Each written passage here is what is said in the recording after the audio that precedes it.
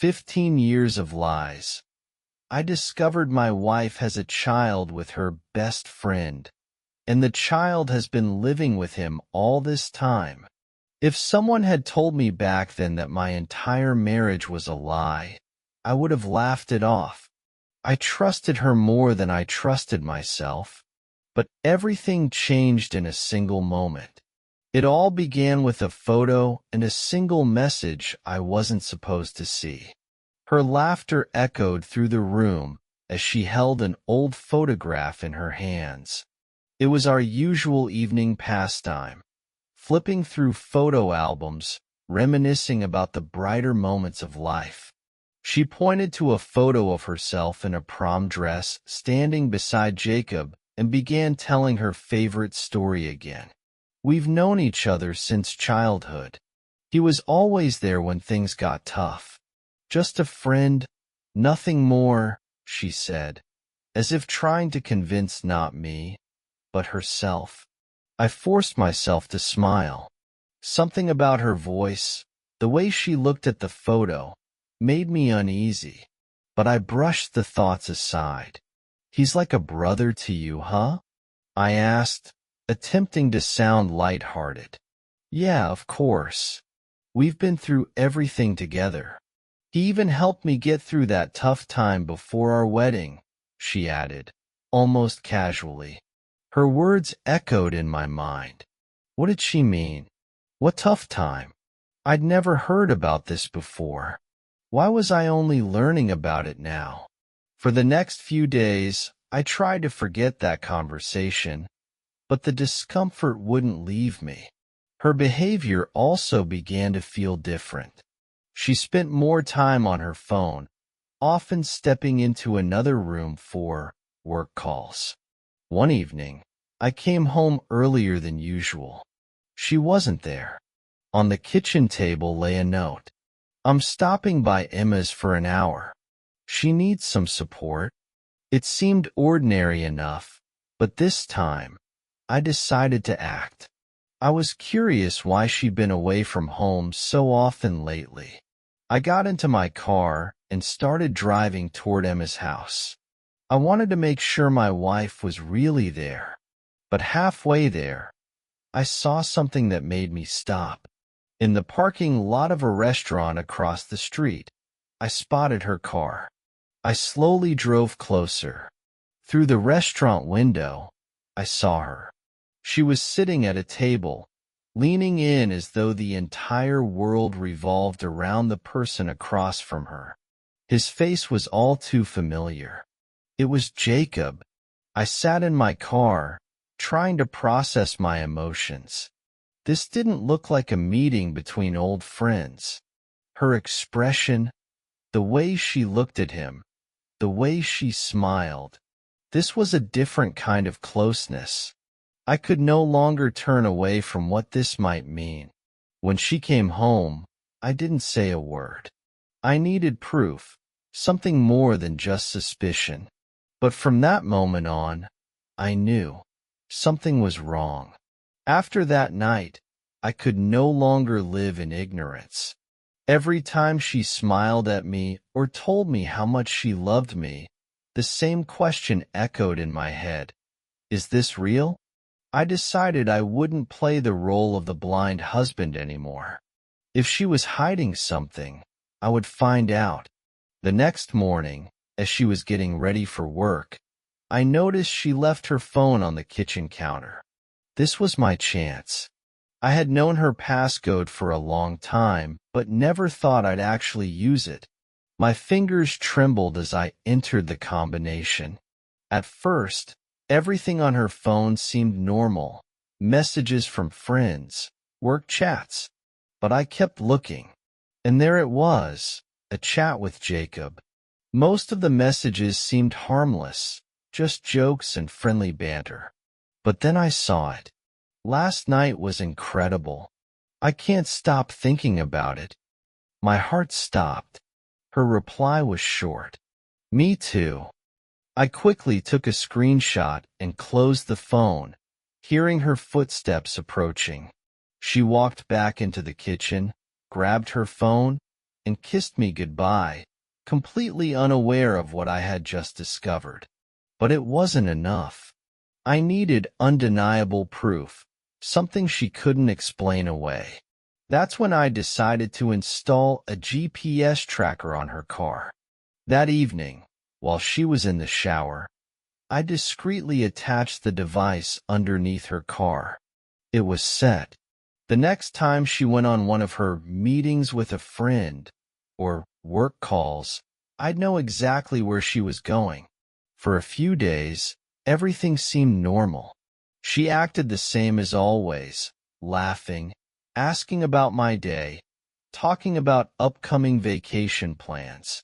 But one evening, she told me she needed to step out again. This time, I knew she was lying. I opened the tracker app and began following her movements in real time. At first, she drove toward downtown, but she didn't stop near Emma's house, as she'd said. Instead, she parked outside a hotel. My heart raced. A hotel? Not a friend's house, not a work office. A hotel? I couldn't wait any longer. I got in my car and drove there. Sitting in the parking lot, I tried to gather my thoughts. The words of the hotel receptionist rang in my ears, calm yet cutting through me like a knife. They come here often. They even have a favorite room. It sounded like a death sentence. I stared at her car, hoping she would walk out at any moment, that this was all some terrible coincidence or misunderstanding. But deep down, I knew better. Something inside me was tearing apart, screaming for me to do something. But what? Should I storm into the room? Cause a scene in the lobby? My thoughts were a whirlwind of memories. Her laughter when we first met. Her promises that I was her only one.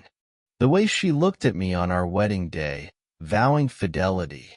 And now, here I was, sitting in my car, while she was in a hotel room with her, just a friend.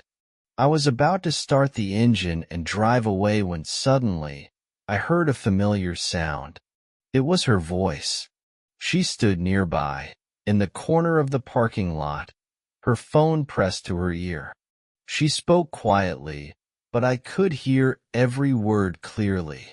"Yeah, Jake, I'm here. Everything's fine. No one suspects a thing," she said.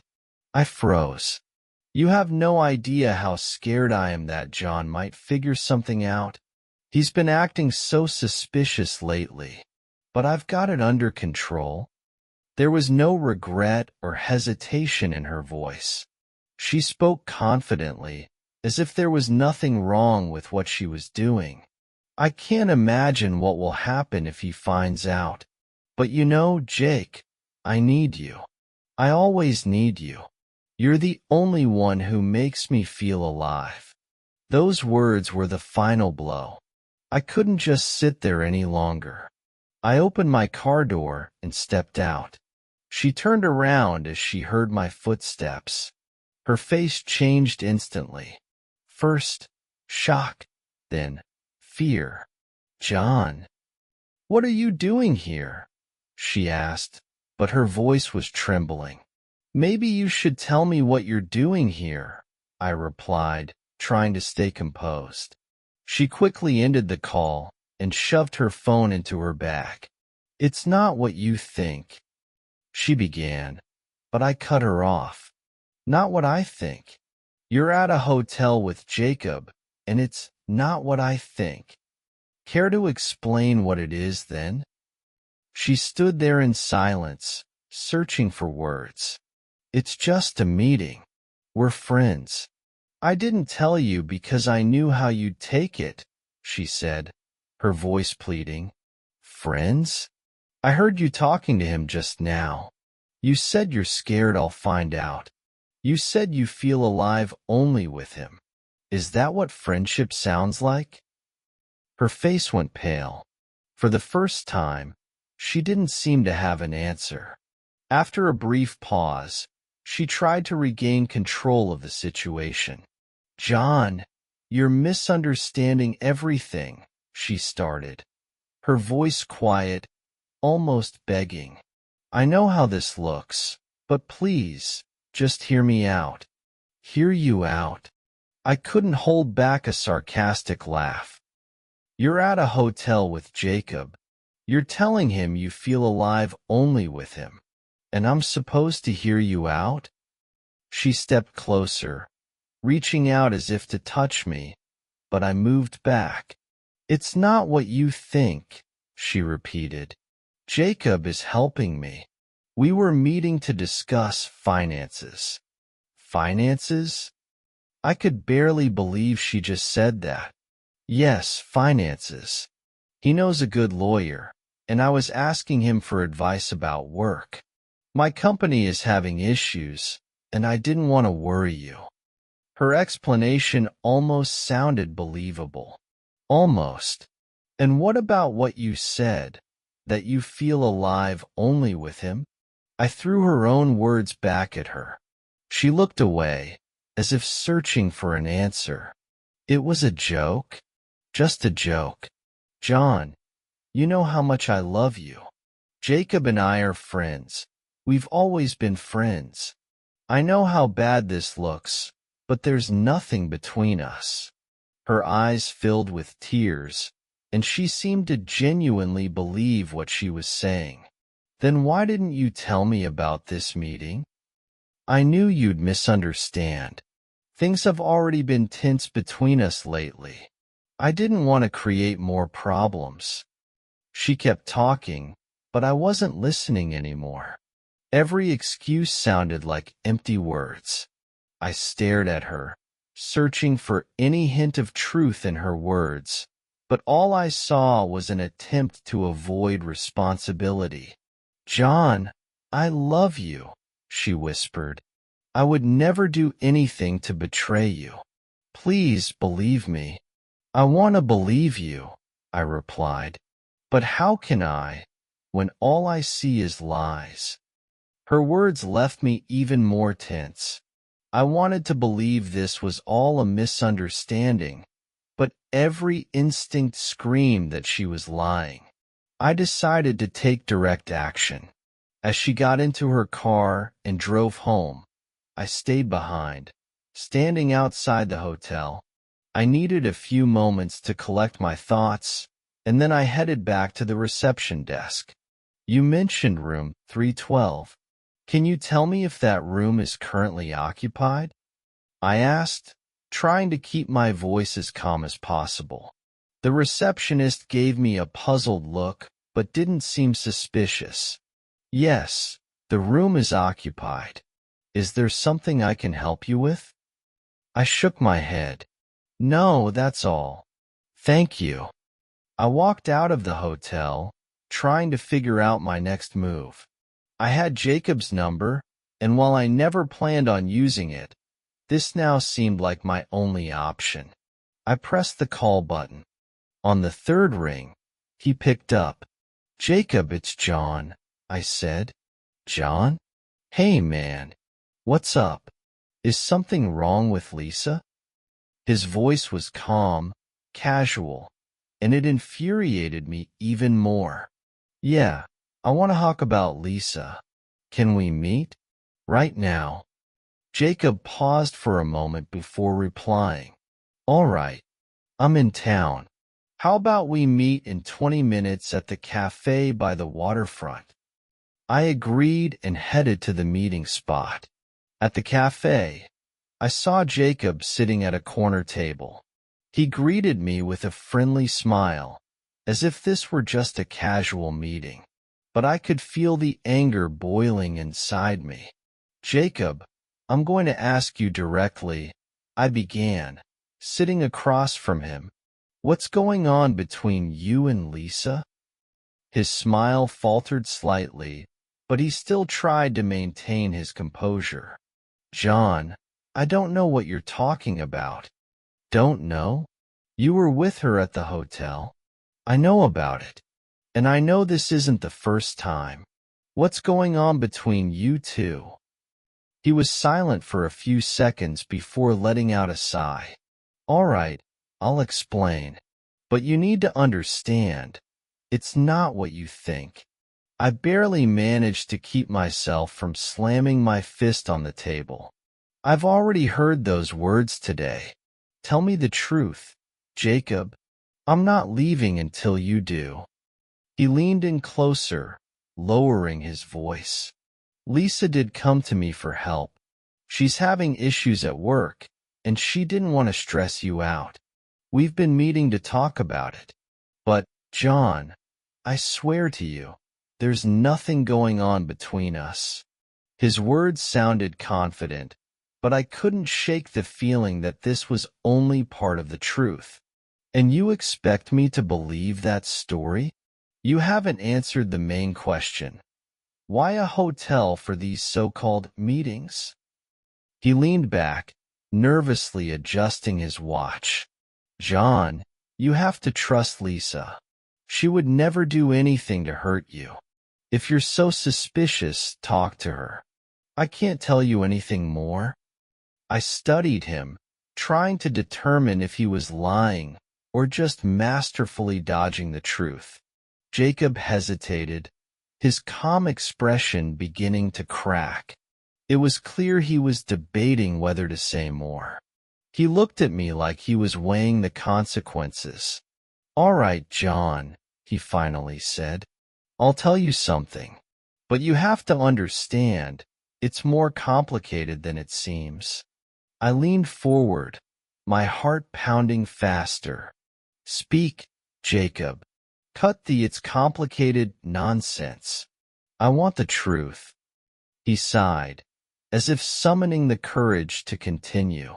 This goes back to something that happened years ago, before your wedding. Lisa, she went through a rough patch. She was under a lot of stress and made some mistakes she deeply regrets. What mistakes? I interrupted. Jacob raised his hand, as if asking me not to interrupt. I can't tell you everything. It's her story, and I have no right to share it. But those mistakes have consequences that linger to this day. She asked me for help because she knew I could handle some of these things quietly, without drawing attention. I felt my anger start to blend with confusion. What consequences? Why couldn't she tell me? I'm her husband. Jacob looked me directly in the eyes, and for the first time, there was something like regret in his expression. Because she's afraid of losing you, John. There are things that are hard to explain. Things that could change everything. I can't say more. If you want the truth, you need to talk to her yourself. I stared at him, trying to figure out if this was part of some ploy, or if he was genuinely being sincere. His words sounded convincing, but it was clear he was holding something back. So you're telling me to just go up to her and say, tell me everything about your mistakes? Do you really think she'll just come clean? Jacob shook his head. I think you need to give her the chance. If she doesn't take it, then draw your own conclusions. I left the cafe with even more questions than answers. What mistakes? Why hadn't she told me? When I got home, I didn't confront her immediately. Instead, I waited. My wife greeted me with her usual smile, but now I saw something else behind it. There was a weariness in her eyes, a hidden anxiety I hadn't noticed before. That night, I couldn't sleep.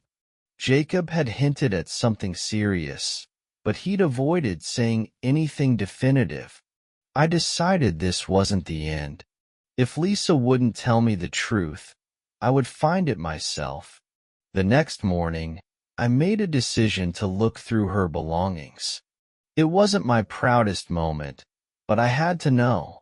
In one of her desk drawers, I found an old box, dusty and tucked away as if she didn't want anyone to see it. Inside were letters, photos, and a birth certificate. My heart stopped when I read the names. Mother, Lisa R. Father, Jacob M. I looked at the date of birth. 5 years ago. What? How? I waited for Lisa to come home. When she walked through the door, I didn't give her a second to come up with an excuse. What is this, Lisa? I said, holding up the birth certificate. Her face changed instantly, first surprise, then shock. John, it's not what you think, she began, but her voice was weak. Not what I think. Lisa, you have a child with Jacob, and you've been hiding this from me for 5 years. She took a step back and covered her face with her hands. I wanted to tell you, but I didn't know how. I was afraid of losing you. Losing me? Are you serious? You built our life on a lie, and you're afraid of losing me? She collapsed onto the couch, as if her strength had left her completely. It happened before we got married. It was a mistake. But by the time I realized I was pregnant, everything was already so complicated. Jacob and I couldn't be together, and he took the child in. I felt my anger rising. So you decided it was better to bury that part of your life, huh? You didn't think I had a right to know? She looked up at me, her eyes filled with tears. I know it was wrong, but I saw how much you loved me, how hard you worked for us. I couldn't risk losing you. You're the best thing in my life. I knew the truth would ruin everything. It's not the truth that ruins things, Lisa. It's the lies. And they've already done their damage. I couldn't leave it there. Everything I thought I knew about our family, about Lisa, now felt like a lie.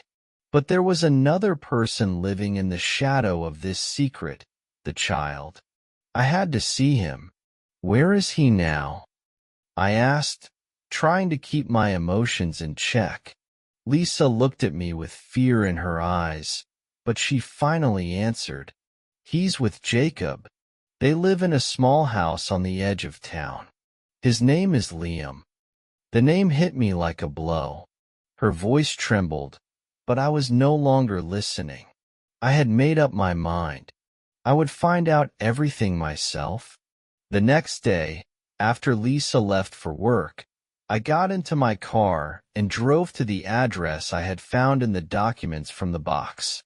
It was a quiet neighborhood, a typical suburban area. The house was modest but well kept. I parked and sat in the car for a few moments, trying to prepare myself for what was about to happen. When I knocked on the door, Jacob answered. His surprise was genuine, but this time, I didn't want any explanations. I want to see him, I said, skipping any pleasantries.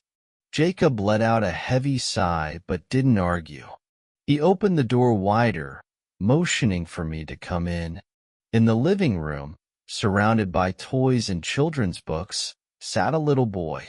He was playing with a toy car but looked up when he heard someone enter. Our eyes met. It felt like the world around me froze. There was something familiar in his face. The look in his eyes, the shape of his features, even his smile. It was Lisa's face. Hi, I said, trying to keep my emotions in check. You're Liam, right? The boy nodded, smiling. Yeah. Who are you? I froze. What could I say? Who was I? His mother's husband? The man who had no idea he even existed? My name's John. I'm a friend of your mom's, I said, barely managing to keep my voice steady. He accepted that answer without suspicion and went back to playing with his toy. After a few minutes of silence, Jacob invited me into the kitchen. Now you know everything, he said, sitting at the table. Yes, but I still don't understand why it was hidden. Why does he live with you? Why didn't Lisa tell me? Jacob shrugged. That was her decision. She was afraid that if you found out, It would destroy your marriage. Lisa cared deeply about your opinion, about how you'd react. She thought this was better for everyone. Better? For everyone? Are you serious? I felt my patience slipping. She decided I didn't deserve to know she had a child? She decided I had no right to see him, to know him? Jacob looked at me seriously. You're right, John. But she didn't do it out of malice. She wanted your love for her to remain unchanged. I'm not justifying her actions, but you need to understand, this decision wasn't easy for her. I walked back into the living room and looked at Liam. The boy had no idea that the man standing in front of him could have been part of his life but wasn't, all because of a lie. As I left the house, one thought kept running through my mind. I couldn't change the past, but I wouldn't let this lie continue. When I got home, Lisa was already waiting for me. Her face was tense, and she didn't bother to hide her worry. You went to Jacob's? She asked, her voice barely steady. Yes, and I saw him. Liam, your son, I replied, directly and without emotion. She covered her face with her hands, as if trying to shield herself from my words.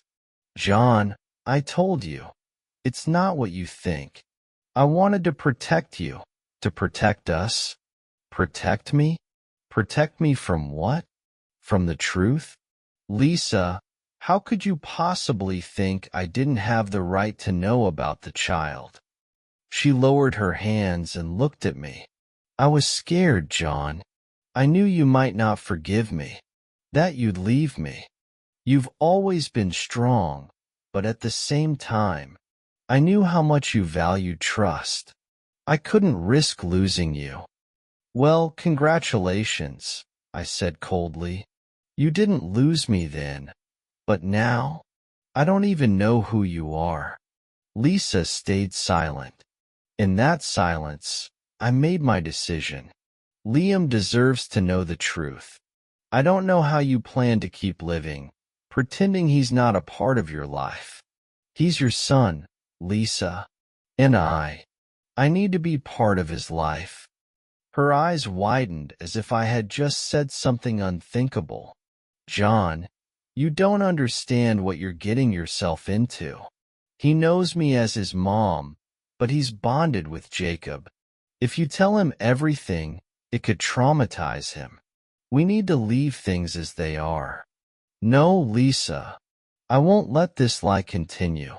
I don't know how you can live splitting your life into two parts, but I won't be part of your made-up stories any longer. The next day, I drove back to Jacob's house. He didn't seem surprised to see me again. You want to see Liam again, don't you? He asked, opening the door. Yes, but this time, I'm going to tell him who I am. He deserves to know the truth, I replied firmly. Jacob lowered his gaze. It won't be easy. He's attached to me. But maybe you're right. He should know the truth. We walked into the house together. Liam was sitting at the table, coloring with bright crayons. When he saw me, his face lit up. Hi, you came back? I smiled. Yes, Liam. I came because I want to talk to you. Is that okay? He nodded, setting down his crayons. I sat next to him and took a deep breath. You know that I'm your mom's friend, right? Yeah, he said, tilting his head slightly as if trying to figure out where I was going. But there's something else you should know. Your mom is my wife. We're married, and I love her very much. But before she and I met, she had you. And I only just found out about you. Liam looked at me, trying to process what I was saying. So, you're my family too? He asked after a few moments of silence. I could barely hold back tears. Yes, Liam, we're family. And I want you to know that you're very important to me. When I got home, Lisa was waiting in tense silence. "You told him everything, didn't you?" she asked. "Yes, and he took it better than you expected." She lowered her head and whispered softly, "It's all up to you now, John. Can you forgive me?" After my conversation with Lisa, I couldn't stay in the same house with her anymore. Everything around me reminded me of the lies that had destroyed my world. Her things, our photos, even the sound of her voice. "I need time," I said, packing a bag. She stood in the hallway, arms wrapped around herself as if trying to shield herself from the reality of what was happening. "John, please don't leave. We can fix this. I'll do whatever you say. Just give me a chance," Lisa pleaded. I looked at her and saw the tears streaming down her face. In any other situation, I might have held her, comforted her, but this time I couldn't even bring myself to touch her. "Lisa, I don't know if I can forgive this. You didn't hide a part of your life because you were scared. You hid it because you wanted to control everything. And you decided I wasn't strong enough to handle the truth. I wasn't trying to control. I just—" She trailed off, searching for the right words, but there were none. I finished packing my bag and walked to the door. "I'll call you when I'm ready to talk. But right now, I need to figure out if there's even a reason to keep going."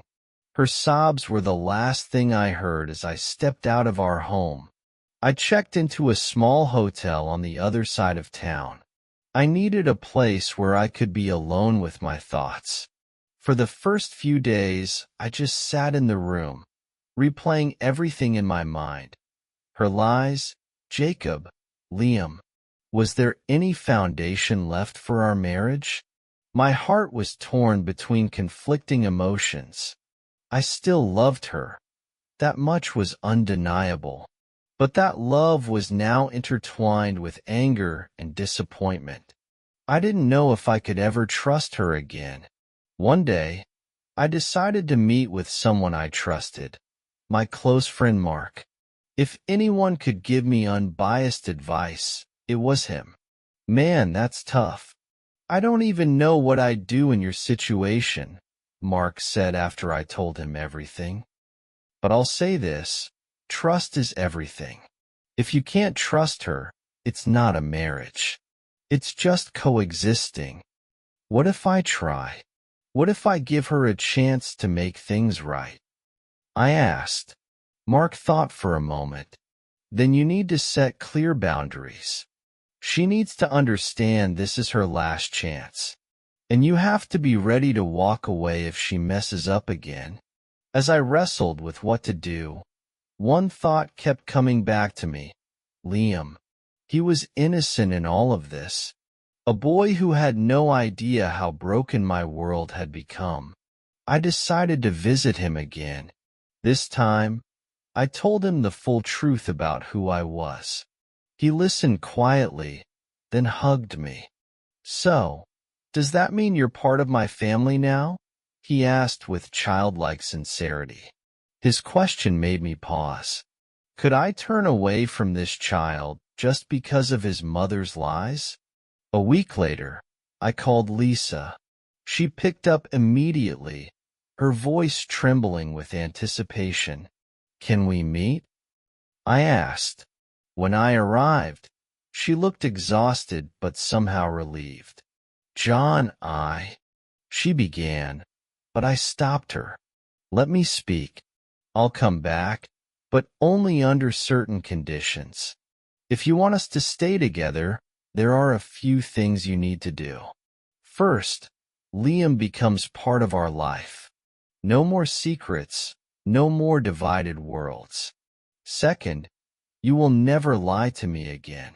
If I even suspect you're hiding something, I'm gone. And this time, it will be for good." She nodded, tears streaming down her face. "I promise, John.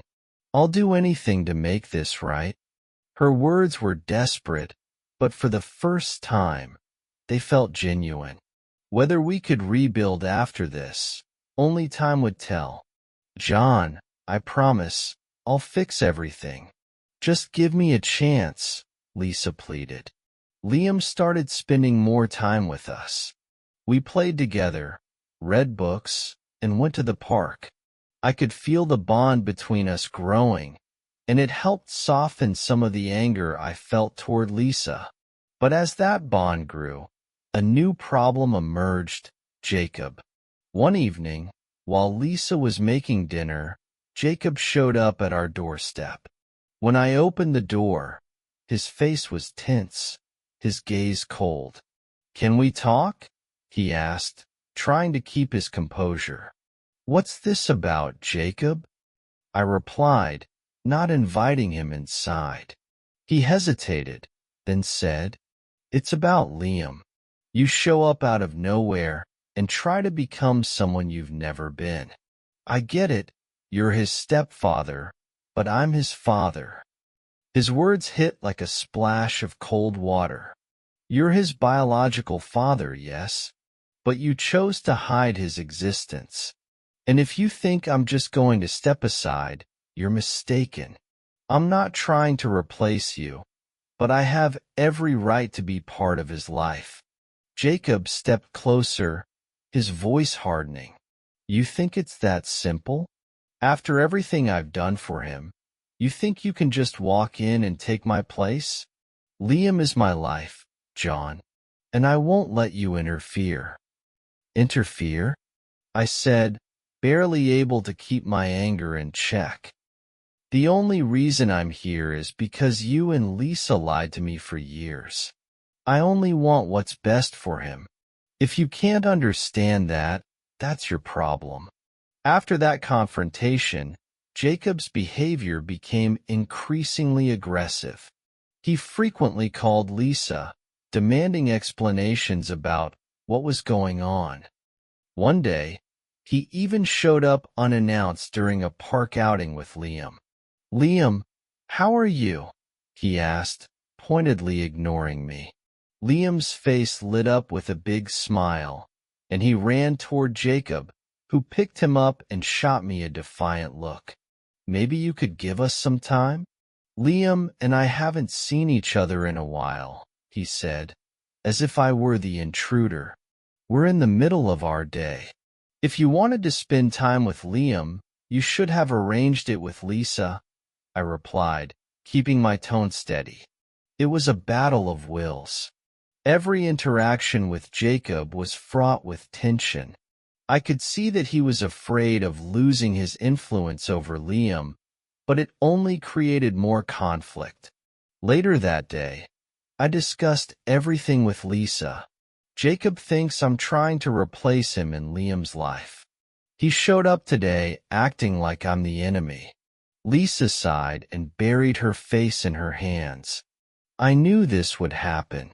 Jacob has always been emotional when it comes to Liam. He's done a lot for him, John. And now, with you here, he's scared of losing his role.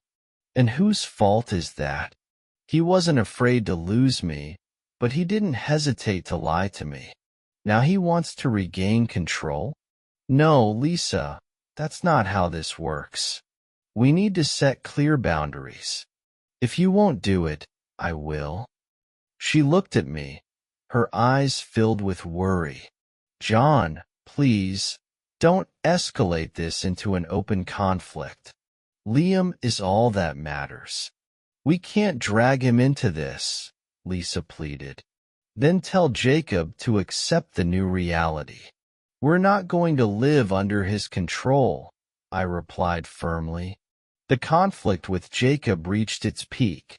After countless arguments, tense conversations, and failed attempts to find common ground, one thing became clear. We all wanted the same thing: Liam's happiness. But each of us envisioned it differently. One evening, Lisa, Jacob, and I sat down to have a private conversation. I decided to lay everything out.